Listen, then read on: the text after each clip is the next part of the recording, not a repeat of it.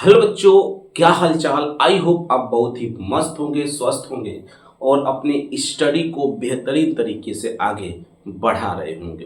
तो बच्चों, आज के इस क्लास में हम लोग पढ़ेंगे विद्युत रासायनिक श्रेणी क्या होती है, विद्युत रासायनिक श्रेणी किसे कहते हैं। और ये जो टॉपिक है सीधे पेपर में 3 नंबर में पूछ देता है। ठीक है, आइए इस वीडियो को हम लोग कवर करते हैं, इस टॉपिक को पोस्टमार्टम करते हुए। जो बच्चे वीडियो पर नए होंगे वीडियो को लाइक करिएगा, चैनल को सब्सक्राइब करिएगा और दोस्तों को शेयर जरूर कर दीजिएगा। ठीक है भाई, चलिए आइए देखते हैं विद्युत रासायनिक श्रेणी। विद्युत रासायनिक श्रेणी क्या होता है। इसे कहते हैं इलेक्ट्रो केमिकल सीरीज। शॉर्टकट में से बोलते हैं ईसीएस। इलेक्ट्रोकेमिकल सीरीज क्या होता है। तो आपको बाबू हम पीछे पढ़ाए थे मानक इलेक्ट्रोड विभव। मानक इलेक्ट्रोड विभव किसे कहा गया है? मानक अपचयन विभव को। तो होता क्या है, परिभाषा सुनिएगा ध्यान से कि जब धातुओं को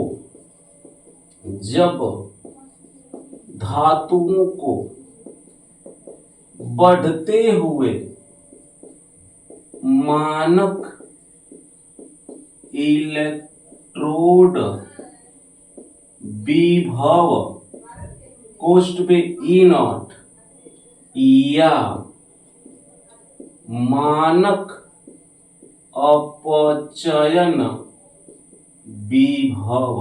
क्यों? क्योंकि मानक इलेक्ट्रोड विभव किसे कहते हैं? मानक अपचयन विभव को कहते हैं। या और लिख सकते हो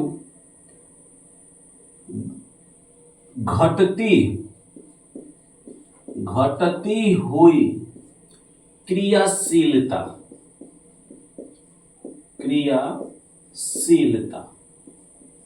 के क्रम में सजाकर रख दिया जाता है। तो जो श्रेणी प्राप्त होती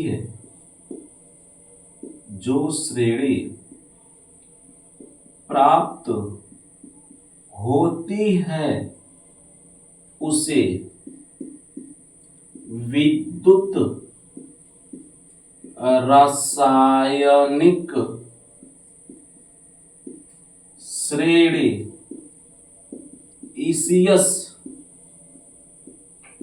कहते हैं। उसे विद्युत रासायनिक श्रेणी ईसीएस कहते हैं भाई साहब। जब धातुओं को उनके बढ़ते हुए मानक इलेक्ट्रोड विभव या बढ़ते हुए अपचयन विभव या घटती हुई क्रियाशीलता के क्रम में सजाकर रख दिया जाता है, तो हमें जो धातुओं की एक श्रेणी मिलती है उसी श्रेणी को बबुआ कहते हैं विद्युत रासायनिक श्रेणी, इलेक्ट्रोकेमिकल सीरीज ईसीएस कहते हैं। बात समझ में आई? अर्थात देखिए ध्यान से, हालांकि बढ़ते हुए मानक इलेक्ट्रोड विभव या घटती हुई क्रियाशीलता, यहां से एक चीज पता चलता है कि जो धातु की क्रियाशीलता होती है, धातु की क्रियाशीलता यह व्युत्क्रमानुपाती होती है 1/E0 के। E0 क्या है? मानक इलेक्ट्रोड विभव है। और धातु की क्रियाशीलता को दिखाते हैं R, रिएक्टिविटी कहते हैं। Reactivity R inverse proportional to E0। मतलब क्या होगा भाई कि यदि E0 मैक्सिमम होगा धातु का, तो वह धातु क्या होगा? धातु की क्रियाशीलता मिनिमम होगी। एंड यदि E0 किसी धातु का जितना मिनिमम होगा, तो धातु की जो क्रियाशीलता R होगी वह क्या होगी? मैक्सिमम होगा। अर्थात धातु का जो मानक इलेक्ट्रोड विभव जितना कम होगा वह धातु उतना ही अधिक क्रियाशील होगी, वह जिसका जितना अधिक होगा मानक इलेक्ट्रोड विभव वह धातु उतना ही कम क्रियाशील होगी। बात समझ में आई? इस स्टेटमेंट से आपको पता चल जाता है। अब ये सीरीज क्या होती है पेपर में आ जाता है तो सीरीज आपको बनाना पड़ेगा। जैसे सीरीज होता है, देखिए ध्यान से, आप आसानी से लिख सकते हो, लिकबा सर का नामग अल मन जन क्रोफिको नीपब हाई कोर्ट है आपका, हाई कोर्ट है आप, ठीक ना, आप।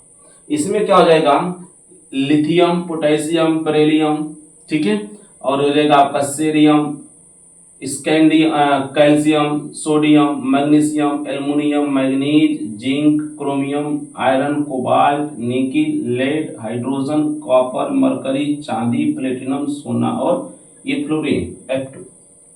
तो ये आपका सीरीज है। सीरीज कैसे लिखी गई है? सीरीज में जैसे जैसे हम लोग नीचे की ओर आएंगे तो इनकी क्रियाशीलता क्या होगी भाई? घटेगी। क्रियाशीलता क्या होगी? घटेगी। जैसे हम नीचे की ओर आएंगे तो क्रियाशीलता क्या होगी? घटेगी, अर्थात उनका E0 मानक इलेक्ट्रोड विभव क्या होगा? बढ़ेगा। क्रियाशीलता क्या होगी? घटेगी, तो मानक क्रियाशीलता घटेगी तो मानक इलेक्ट्रोड विभव क्या होगा? बढ़ेगा। लेकिन जैसे इस सीरीज में हम धीरे धीरे ऊपर जाते हैं तो इनकी क्रियाशीलता क्या होगी? बढ़ेगी। इनकी क्रियाशीलता बढ़ेगी तो मानक इलेक्ट्रोड विभव क्या होगा? घटेगा। तो ऊपर जाने पर बढ़ती क्रियाशीलता और घटता मानक इलेक्ट्रोड विभव, और नीचे आने पर घटती क्रियाशीलता और बढ़ता मानक इलेक्ट्रोड विभव। अर्थात इस सीरीज में जो धातु सबसे ऊपर होगा उसका मानक इलेक्ट्रोड विभव सबसे कम और वह अधिक क्रियाशील होगा, और इस सीरीज में जो धातु सबसे नीचे होगा वह सबसे कम क्रियाशील और उसका मानक इलेक्ट्रोड विभव सबसे अधिक होगा। यही कारण है कि लिथियम सबसे अधिक क्रियाशील और जो फ्लोरीन होता है भाई ये सबसे कम क्रियाशील होता है, और इसका मानक इलेक्ट्रोड विभव सबसे कम होता है और इसका मानक इलेक्ट्रोड विभव सबसे अधिक होता है। किसका? फ्लोरीन का। और लिथियम सबसे कम होता है। यही आपको लिखा है SRP। SRP का मतलब ये आपका क्या है? क्या है SRP? SRP क्या है बताइए? SRP, ठीक है, स्टैंडर्ड रिडक्शन पोटेंशियल, मानक अपचयन विभव, उसी को तो E0 कहते हैं। बात समझ में आ गई? कुछ तत्वों के मुख्य SRP इलेक्ट्रोड विभव को हमने लिखा है, ये आपको याद होने चाहिए। जैसे लिथियम का कितना होता है? -0.34 वोल्ट, जिंक का -0.76 वोल्ट, ठीक है, हाइड्रोजन का 0 वोल्ट होता है, कॉपर का 0.34 वोल्ट ये पॉजिटिव होता है, चांदी का 0.80 वोल्ट होता है, प्लेटिनम का प्लस के 1.20 वोल्ट होता है, सोना का प्लस के 1.40 वोल्ट होता है, और फ्लोरीन का प्लस के 2.87 वोल्ट होता है। बात समझ में आई? ये आपका क्या है भाई? विद्युत रासायनिक श्रेणी है। इसमें जो हाइड्रोजन होता है भाई उसका मानक इलेक्ट्रोड विभव क्या होता है? 0 होता है। और हाइड्रोजन के ऊपर जितनी भी धातु होती हैं सबका मानक इलेक्ट्रोड विभव निगेटिव होता है। क्या होता है? निगेटिव। और हाइड्रोजन के जितने भी नीचे धातुएं होती हैं उसका मानक इलेक्ट्रोड विभव क्या होता है भाई? पॉजिटिव होता है, धनात्मक होता है। इतनी बात समझ में आई आपको विद्युत रासायनिक श्रेणी में? तो फटाक से इसको नोट करिए। अब हम इसके कुछ आपको लक्षण बताते हैं, ठीक है? नोट करिए भाई फटाक से, इसको मिटा दे, चलिए मिटाते हैं। अब हेडिंग बनाएंगे आप विद्युत रासायनिक श्रेणी के लक्षण। क्या बनाएंगे भाई? विद्युत रासायनिक श्रेणी के लक्षण, ठीक है? फटाक से आप इसको नोट करेंगे और फटाक से एक नया हेडिंग आप बनाएंगे, विद्युत रासायनिक श्रेणी के लक्षण, ठीक है भाई? चलिए बनाइए, ठीक है? आइए देखते हैं अपने इस अगले टॉपिक को जिसका नाम है विद्युत रासायनिक श्रेणी के लक्षण। ठीक है, विद्युत रासायनिक श्रेणी के लक्षण। पहला पॉइंट इसमें क्या होता है, देखिएगा, इस श्रेणी में जो तत्व ऊपर है, ठीक है, तो जो तत्व अधिक क्रियाशील है इस श्रेणी में उस तत्व को सबसे ऊपर स्थान दिया गया है जो अधिक क्रियाशील है। पहला होगा बाबू कि इस श्रेणी में जो तत्व सबसे अधिक क्रियाशील है उसे ऊपर स्थान दिया गया है और जो तत्व कम क्रियाशील है उसे नीचे स्थान दिया गया है। मतलब इस श्रेणी में जो होगा, जो तत्व जितना ऊपर होता है वह तत्व उतना ही अधिक क्रियाशील होता है और जो तत्व जितना नीचे होता है वह तत्व उतना ही कम क्रियाशील होता है। पहला, जो तत्व जितना, तो विद्युत रासायनिक श्रेणी में मतलब कि ईसीएस में जो तत्व जितना ऊपर होता है वह तत्व उतना ही अधिक क्रियाशील और जो तत्व जितना नीचे होता है वह तत्व उतना ही कम क्रियाशील होता है। ठीक है, दूसरा पॉइंट, विद्युत रासायनिक श्रेणी में तत्वों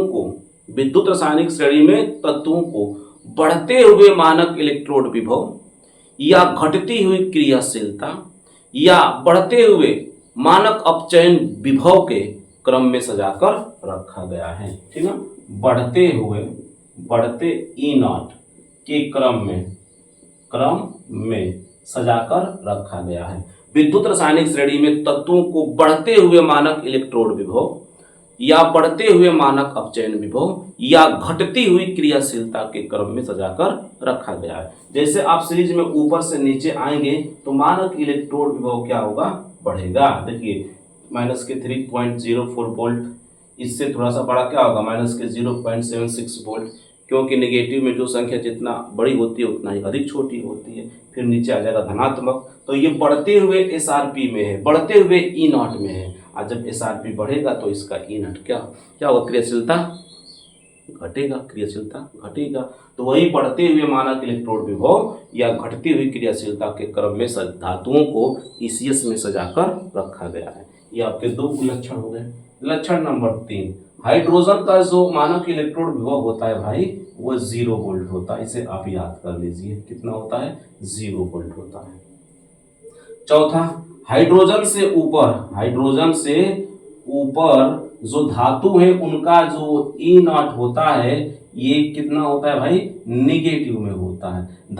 जो हाइड्रोजन से ऊपर धातुएं हैं और जो उनके ऊपर उपस्थित है हाइड्रोजन के धातु, उनका मानक इलेक्ट्रोड विभव अर्थात मानक अपचयन विभव कैसा होता है भाई, निगेटिव होता है। कैसा होता है, निगेटिव। अर्थात इस हाइड्रोजन से ऊपर जितने भी धातुएं हैं सबका मानक इलेक्ट्रोड विभव क्या होगा भाई, निगेटिव होगा। कहां से, लिथियम से लेकर के इधर सीसा लेड तक जो होगा कैसा होगा भाई, निगेटिव होगा। ठीक है, पांचवा पॉइंट, हाइड्रोजन से जो नीचे धातु होती है उनका जो E0 होता है भाई साहब वो पॉजिटिव होता है। हाइड्रोजन से नीचे की जो ये धातु होती है इसका E0 पॉजिटिव। E0 का मतलब कि एसआरपी, स्टैंडर्ड रिडक्शन पोटेंशियल, कैसा होता है, पॉजिटिव होता है। बात समझ में आई आपको। यही कारण है कि जो लिथियम है ये सबसे अधिक क्रियाशील और जो फ्लोरीन है ये सबसे कम क्रियाशील होता है। बात समझ में आ गई। विद्युत रासायनिक श्रेणी के तत्वों को 3 भागों में बांटा गया है। कितने भागों में, 3 भागों में। देखिए सोडियम तक को बोलते हैं हाई रिएक्टिव एलिमेंट। क्या बोलते हैं, हाई रिएक्टिव एलिमेंट। क्या बोलते हैं, एलिमेंट। और मैग्नीशियम से लेकर के पीबी तक को बोलते हैं, ठीक है, मिनी रिएक्टिव। क्या बोलते हैं भाई, इनको मिनी रिएक्टिव एलिमेंट बोलते हैं। जो हाइड्रोजन से नीचे होता है, कॉपर से लेकर के F2 तक, इसे बोलते हैं भाई लो रिएक्टिव अर्थात इसे बोलते हैं नो रिएक्टिव एलिमेंट। तीन भागों में बांटा गया है, high reactive element, mini reactive element, low reactive element अर्थात नो रिएक्टिव एलिमेंट। ठीक है, तो भाई इसमें जो हाई रिएक्टिव एलिमेंट होता है, हाई रिएक्टिव जो एलिमेंट होते हैं, एलिमेंट, ठीक है, यह जो होता है ठंडा जल से रिएक्शन करते हैं, किस जल से, ठंडा जल से रिएक्ट करते हैं, रिएक्ट करते हैं। ठीक है भाई, और जो आपका मिनी रिएक्टिव एलिमेंट होते हैं, मिनी रिएक्टिव एलिमेंट होते हैं, ये किससे, गर्म जल से अभी रिएक्ट करते हैं, मतलब कि अभिक्रिया करते हैं। और जो लो रिएक्टिव अर्थात जो नो रिएक्टिव एलिमेंट है, ये जो होता है कि जल से अभिक्रिया नहीं करते हैं, जल से अभिक्रिया नहीं करते हैं। ठीक है, यही कारण है कि जो सोडियम होता है, सोडियम ये ठंडा जल से अभिक्रिया करता है, और जो मैग्नीशियम होता है भाई, यह गर्म जल से अभिक्रिया करता है, क्योंकि मैग्नीशियम मिनी रिएक्टिव एलिमेंट का तत्व है। ठीक है, और जो कॉपर से लेकर के फ्लोरीन तक होते हैं, ये जल से अभिक्रिया नहीं करते हैं। तो सोना का पहन के घूमती हूँ ना बबू लोग कनवा में, और सोना यदि हाई रिएक्टिव एलिमेंट होता तो जल से अभिक्रिया करके इसका ऑक्सीकरण होता बहुत ही जल्दी और नष्ट हो जाता, जैसे किसका होता है, सोडियम का। सोडियम को डाल दो जल में, रिएक्ट करेगा, ब्लास्ट कर जाएगा, उसका काम खत्म हो जाएगा। ये सबसे अधिक इतना लिथियम इतना न अधिक क्रियाशील होता है कि इसको हवा से बचाना पड़ता है, और हवा से बचाने के लिए इसको किरोसिन के तेल में रखते हैं। किस तेल में, किरोसिन के तेल में रखते हैं। कौन से तेल में भाई, किरोसिन के तेल में रखते हैं, कि ताकि ये ऑक्सीजन के संपर्क में नहीं आए, नष्ट हो जाएगा। बताइए, इतना रिएक्टिव एलिमेंट होते हैं ये सब, समझ में आया। तो हाई रिएक्टिव एलिमेंट ठंडा जल से, मिनी रिएक्टिव गर्म जल से, और लो अर्थात नो रिएक्टिव जल से अभिक्रिया नहीं करता है। बात समझ में आई, बात समझ में आई भाई। चलिए आगे देखते हैं, मिटा दें अगला 6 लक्षण हो गया, एक और आप लोग आगे की ओर लक्षण को देखते हैं। क्या देखते हैं, देखते ये है भाई कि जब कम क्रियाशील तत्वों के लवण के संपर्क में अधिक क्रियाशील तत्व आ जाता है। जैसे मान के चलिए कि कोई तत्व है, कौन सा, कॉपर है, कॉपर CuSO4, ये सफल लक्षण है। जब कम क्रियाशील तत्वों के लवण के संपर्क में, कॉपर का सल्फेट है, कॉपर सल्फेट, कॉपर कम क्रियाशील है, किससे, तो हम ले लेते हैं किससे, जिंक से, Zn से। तो जिंक ऊपर है और कॉपर नीचे है, तो जिंक का क्रियाशीलता अधिक है, कॉपर क्रियाशीलता कम है। तो कहता है कि जब कम क्रियाशील तत्वों के लवण के संपर्क में अधिक क्रियाशील तत्व आता है, तो कम क्रियाशील तत्व को उसी के लवण से अलग करके उसका स्थान ले लेता है। ये क्या करेगा, कॉपर को हटा देगा और बनाएगा, उसका स्थान ले लेगा ZnSO4 प्लस बेचारा कॉपर टुकुर टुकुर तकते रह जाएगा। कॉपर को अलग कर दिया, क्योंकि कॉपर क्या था, कम क्रियाशील था। अब कम क्रियाशील तत्वों के लवण के संपर्क में जब अधिक क्रियाशील तत्व आता है, तो उसको उसी के लवण से अलग करता है, खुद उसका स्थान ले लेता है, अपना वर्चस्व दिखा देता है, क्योंकि हम अधिक क्रियाशील ना हटबो तो जबरदस्ती हटा देवो। बात समझ में आ गया। लेकिन इहो का जब इहो से इसको जिंक का भी पाला पड़ जाएगा मजबूत ताकतवर तत्वों से, जैसे ZnSO4 है, और इसका पाला पड़ जाए किससे भाई, इसका पाला पड़ जाए Mg से। किससे, Mg से। तो ये बबुआ ही हमारा तब बड़ा छौंक रहे, बड़ा कूद रहे थे जिंक को भगाने के लिए।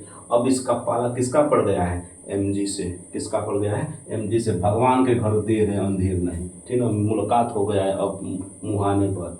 अभी क्या करेगा भाई, अब तो जिंक नीचे है, Mg ऊपर है, अब तो जिंक कम क्रियाशील हो गया, Mg अधिक क्रियाशील हो गया। मार मार मार, बहुत तुम उसको, इन दोनों को अलग के, बेचारे की इसका जिंदगी तहस नहस कर दिया, तो इसको तबाह कर दिया, दो लोगों को अलग कर दिया। अब तुमको हम तुम्हारी जिंदगी तहस नहस करेंगे, और ई बना देगा MgSO4 अब प्लस के। अब बेचारा टुकुर टुकुर ताक रहा था, जैसे थे वैसे ही हो गए, इस दुनिया में अकेले आए थे अकेले हो गए। भगवान के घर देर है अंधेर नहीं, जैसे करना है वैसा मिलना है। जिंक ने अलग किया था, फिर जिंक को तोड़ के अलग कर दिया गया, जब एक ऐसे ताकतवर अधिक क्रियाशील तत्वों से क्या हो जाएगी, मुलाकात हो जाएगी। ठीक है, तो ये आपका एक लक्षण हो गया। अब बात समझ में आ गई। अगर अधिक क्रियाशील तत्व किसी भी कम क्रियाशील तत्व के लवण के संपर्क में आ जाता है तो उसको उसी के लवण से अलग करेगा और खुद उसका स्थान ले लेगा। तो जो जितना ऊपर होता है वो क्या होगा, अधिक क्रियाशील होगा, और नीचे होगा तो कम क्रियाशील होगा। 8वां पॉइंट क्या होता है कि जो तत्व क्या करते हैं कि कम क्रियाशील तत्व के लवणों का जो आयंस होते हैं, आयंस अधिक क्रियाशील तत्वों को उस आयंस में डालने पर उसे उदासीन कर देते हैं। जैसे कॉपर सल्फेट है, CuSO4 है, इसको हम जल में घोल देते हैं, ये बनता है कॉपर प्लस प्लस और SO4 माइनस K2 और कैसा होगा, एक्वा होगा। और ये नीले रंग का होता है भाई साहब, किस रंग का होता है, नीले रंग का। इसीलिए CuSO4 को नीला थोथा भी कहते हैं। क्या कहते हैं, नीला थोथा कहते हैं। अब कॉपर क्या है, नीचे है, और इसमें डाल दो क्या चीज, आयरन को। तो जैसे CuSO4 कॉपर प्लस K2 और प्लस के SO4 माइनस K2 ये किस रंग का है भाई, नीला रंग का। इसमें मिला दो आयरन को, अधिक क्रियाशील तत्वों को, ये इसका रंग क्या हो जाएगा, उदासीन हो जाएगा, इसका रंग गायब हो जाएगा। ठीक है, तो जब कभी भी कम क्रियाशील तत्वों का जो आयंस होते हैं, लवणों के जो आयंस होते हैं, उस आयंस में अधिक क्रियाशील तत्वों को डाल देते हैं, वह आयंस उदासीन हो जाता है, रंगहीन हो जाता है, अर्थात जो रंग होता है वह गायब हो जाता है। बात समझ में आई, बात समझ में आई आपको। तो ये था बाबू विद्युत रासायनिक श्रेणी के लक्षण। जब भी आपको कोई पूछता है परिभाषा लिखिए, सीरीज बनाइए और इन लक्षणों को आप लिख दीजिए। आपको 3 नंबर नहीं भागने वाले हैं, आपको 3 नंबर मिलना ही मिलना है। बात समझ में आई। तो आई होप आप वीडियो को समझे होंगे, तथ्यों को परखे होंगे। तो मिलते हैं बाबू नेक्स्ट वीडियो में। जय हिंद।